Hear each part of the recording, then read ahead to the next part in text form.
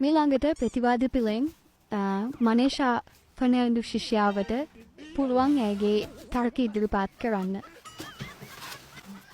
ස්තුතියි. කරු විදුහල්පති මෞතුමියකින්ද ආචාර්ය මණ්ඩලෙන්ද මගේ සොයුරි සොයුරියන්ගෙන්ද දෙමව්පියන්ගෙන්ද අවසරයි.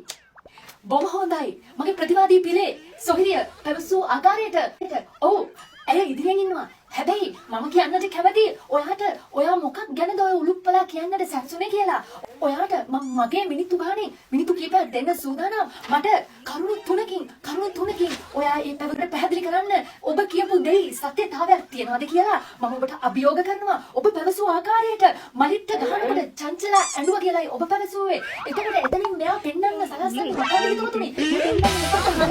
පෙන්නන්න හදන්නේ මලිත් අතරයි චංචලා අතරයි සම්බන්ධයක් තියෙනවා කියලා. ඒ වුණාට අපි දන්නවා චංචලා මලිත්ගේ කතාව අදටත් අපිට අභිරහසක්. මොකද කියනවනම් කවුරුත් දන්නේ නැහැ ඇත්තටම චංචලා ඇඬුවේ මොකටද කියලා. හැබැයි මෑ පවසන විදිහට නම් චංචලා ඇඬලා තියෙන්නේ මලිත් හින්දා. එහෙම වෙන්න පුළුවන්ද? ඒ වෙලාවේ චංචලා කොහෙද ඉන්නේ හිතවතුනේ? චංචලා ඉන්නේ ඩාන්සින් රූම් එකේ. ඉස්කෝලේ ඩාන්සින් රූම් එකේ හිතවතුනේ. එතකොට ඩාන්සින් රූම් එකට ගියලා මේ කියන විදිහක් තියෙනවා. යුනිෆෝම් එකට ලෙගින් එක ඇඳලා සපත්තු ගලවලා යන්නේ. සමහර විට ඇගේ කකුල වැඩිලා කකුල ඇවිත්ටි වෙලා අඬන්න තිබ්බා. නැත්නම් හැට රොඩක් ගිහිල්ලා අඬන්න තිබ්බා. තාම තර්කයෙන් පැහැදිලි නෑ මේ කියන මේ හෙලාම කියන සම්බන්ධයක් ඕන අතර තියෙන නිසා ඇඬුවේ කියලා මම තරේ එක ප්‍රතික්ෂේප කරනවා.